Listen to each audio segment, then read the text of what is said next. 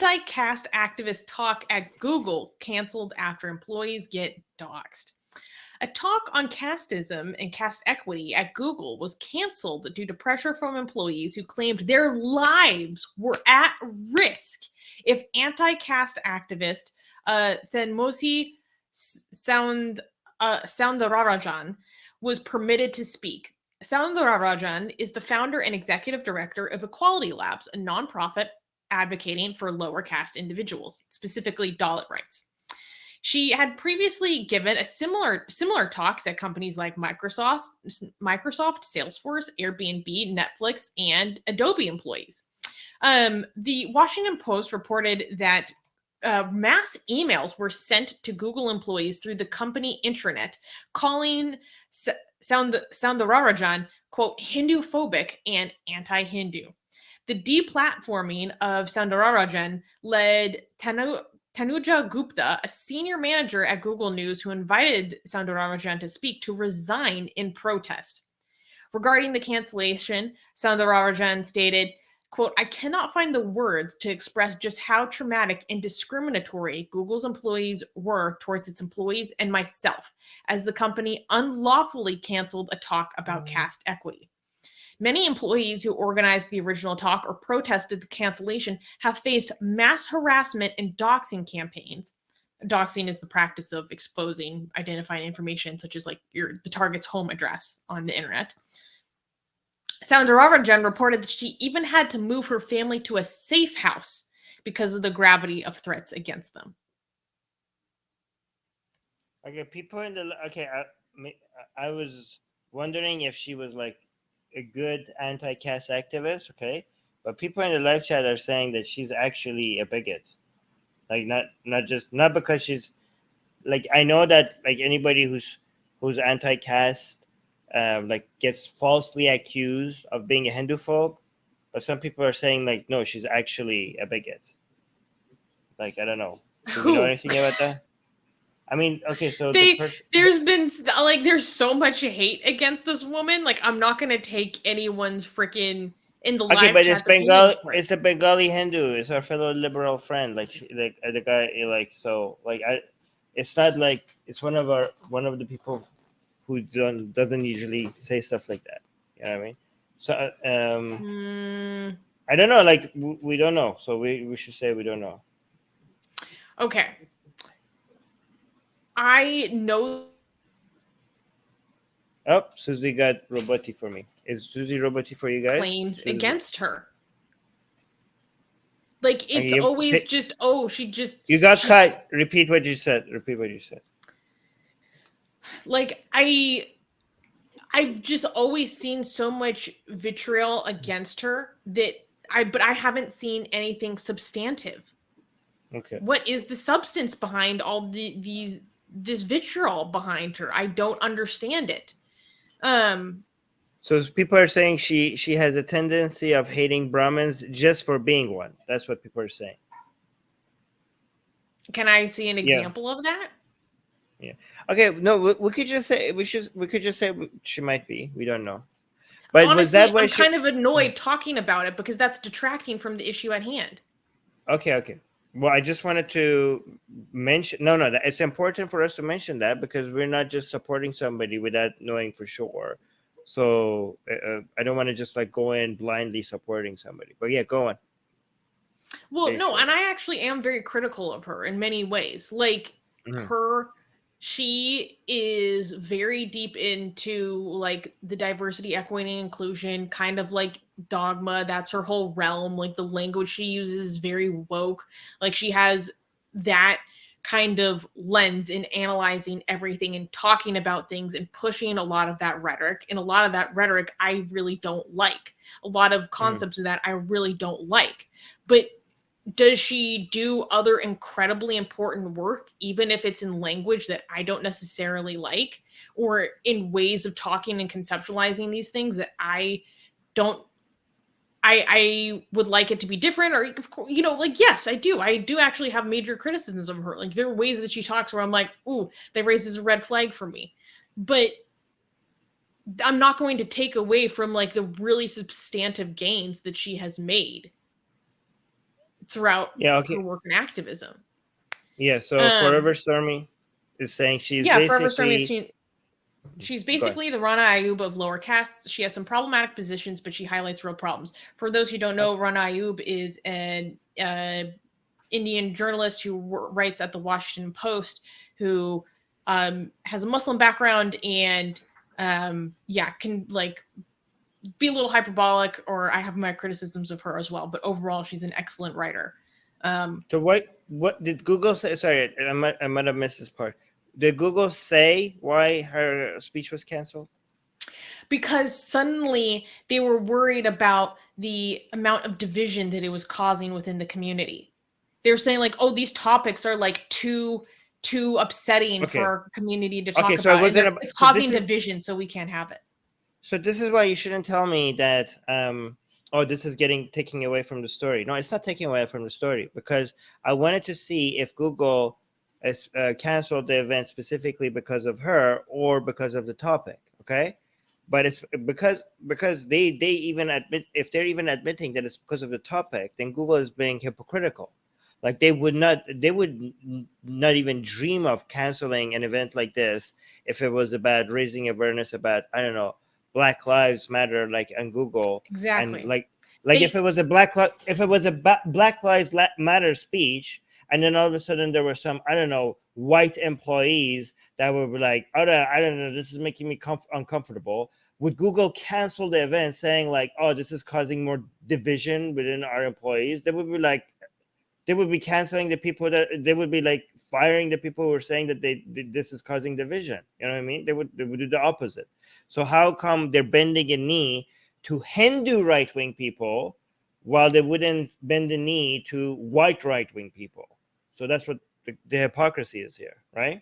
Yeah. So she literally said that taking like directives or opinions from these people is analogous to taking opinions on anti-racism from the Triple K organization. Obviously, so that's like an example of rhetoric where I'm like, okay, that's a little generalizing. Like, you don't know everything about the people opposing you. Like, that's a little extreme for me. But like, okay, I see the comparison you're making. But if you want to be right wing, okay, for you to be taken seriously by big corporations, okay, if you want to be like a crazy radical right winger, okay, with really questionable views, make sure you have dark skin colors, okay, because right leaning, being like ultra right, it's only not okay if you're white. But if you want to be far right, but if you're like brown, then that's the kind of far right that Google can get behind. No, okay, so there's so many things I want to talk about. First, okay, let's back up. She has previously given talks at Google before. Her talk that she was going to give at Google was already vetted by the company. The slide deck of the speech that she was going to give was vetted and reviewed by the company and reviewed and approved. Now, however, when this event was announced and it was circulated among like South Asian groups within the company, suddenly this campaign of like mass emailing and petitioning against her started. Yeah, like I said, it even resulted in the employees that organized this to get doxxed, or ones that went on to protest the cancellation, them getting doxxed. There was a person at Google who, in conversation with, I know I butchered her name, Soundararajan, basically said like, oh, would you cancel a talk from Kimberly Crenshaw because there were people who opposed her? For those who don't know, Kimberly Crenshaw is kind of like one of the intellectual godmothers of intersectional theory and anti-racism in that vein. And they were like, oh my God, no, of course not. This person even, so this woman, and then the woman who quit in protest, when the senior managers who quit in protest because of this whole fiasco, they ended up in their personal capacity giving the speech online. You know, they're like, we can't give it on Google, we'll just do it on YouTube. So a representative of Google that was speaking to Soundararajan watched that talk and was like, oh, I loved your talk, it was fantastic. Okay, so this, yeah, and part of the thing is that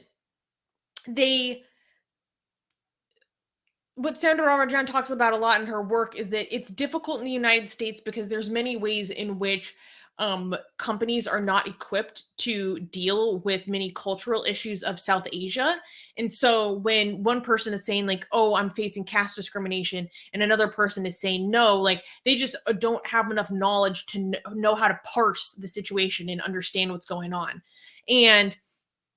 But she's so like they don't understand caste. They have no experience or knowledge of it. So how are they supposed to be equipped to deal with these issues? We're saying in this case, this isn't applicable at all because Google's CEO is an Indian national who coincidentally is a Brahmin, or she points out that he's Brahmin from Tamil Nadu, which has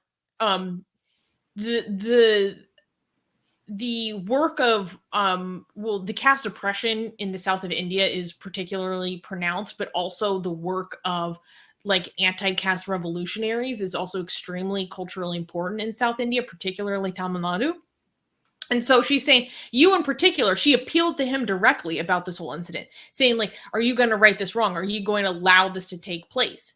Like that you're going to allow this treatment of me, basically. And she's saying, you don't have any excuse saying you don't know how to deal or you don't understand these caste issues, given where you were born and raised, and also your caste background yourself. What do you think about that? Do you think it's fair for her to his Brahmin status? Yeah, it's unfair. She's kind of like she kind of sounds like some of far lefty people in the U.S. were like, well, you're white, so you don't understand. You know, and we're like, it sounds like that a little bit. But before I no, it's opposite. She's saying you're upper caste, so you understand perfectly. Yeah, I don't think you should point to people's caste to blame them for anything. You know what I mean? I don't think like people don't choose their caste. So because they don't choose their caste, I don't think like they're inherently, you can condemn them or for anything. Like I think like at some point we have to start protecting like Brahmins from discrimination because you don't choose to be a Brahmin. So I think like just like this there could be an overcorrection, just like, you know, we have racism against black people, but some people go as far as like all of a sudden condemning people for being white.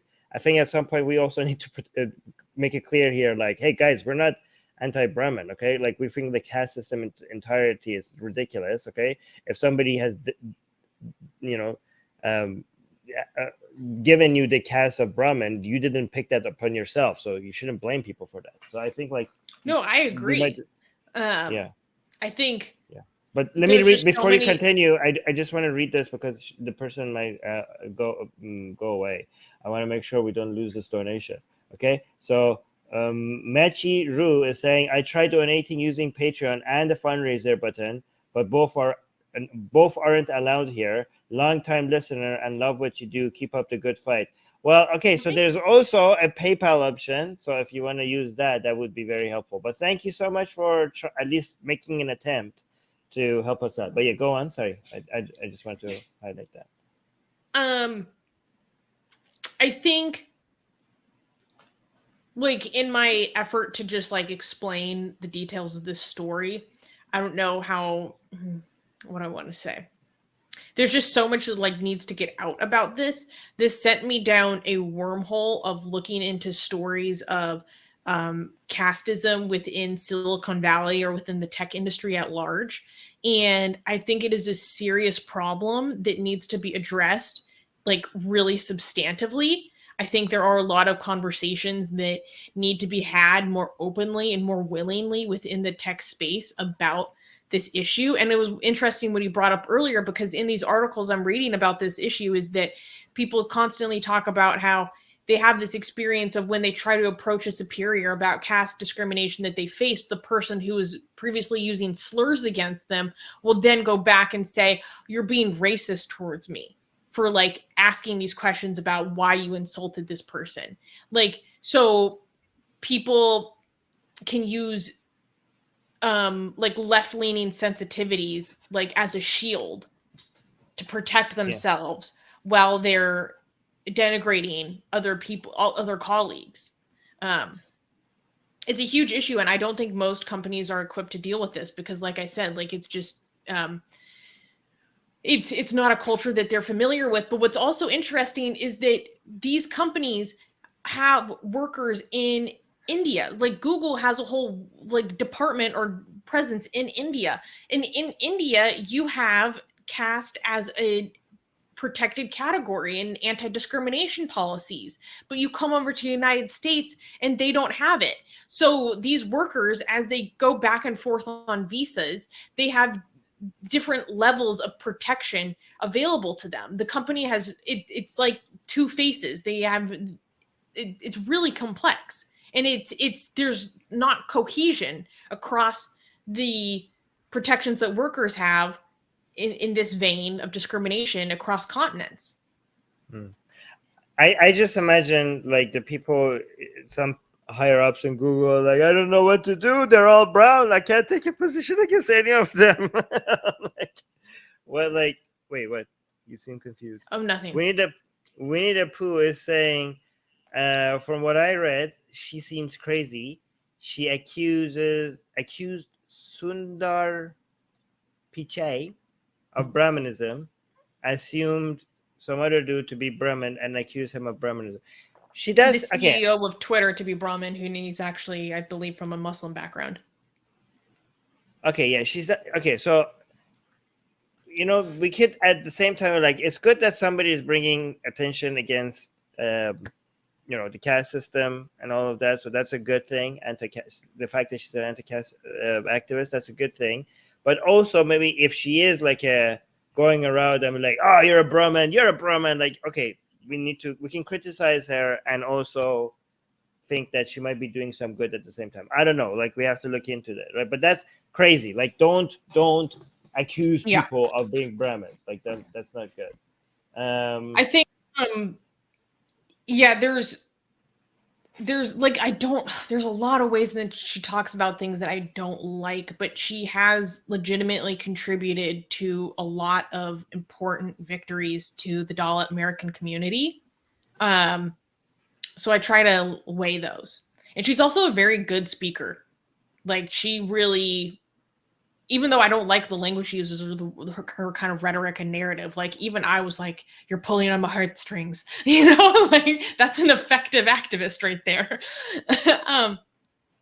Forever Stormy is saying there's a major difference between caste and race. Caste is theological, social construct. The Brahmins in India can simply get together and declare that caste is finished since they are the priests, and they will never do that. Whites just can't declare an end to whiteness.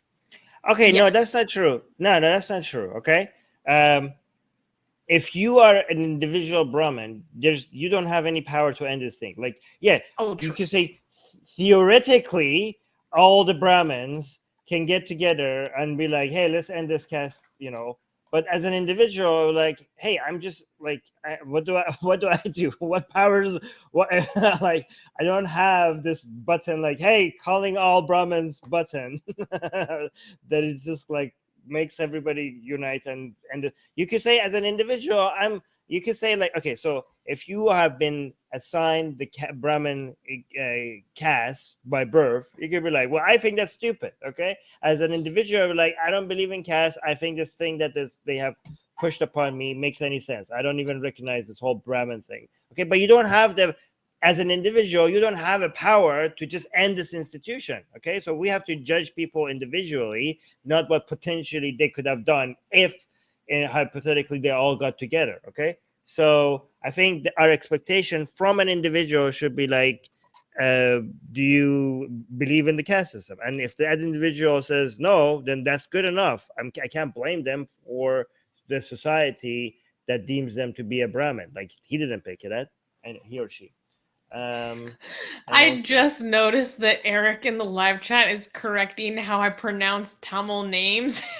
yeah, he's been trying to get your attention for a while. I didn't interrupt you, but go on. It's pronounced, and then gives me an example, as in the Polish Paveta. I don't know how to speak Polish. What kind of a learning tool is that? As in, everyone knows the Polish Paveta.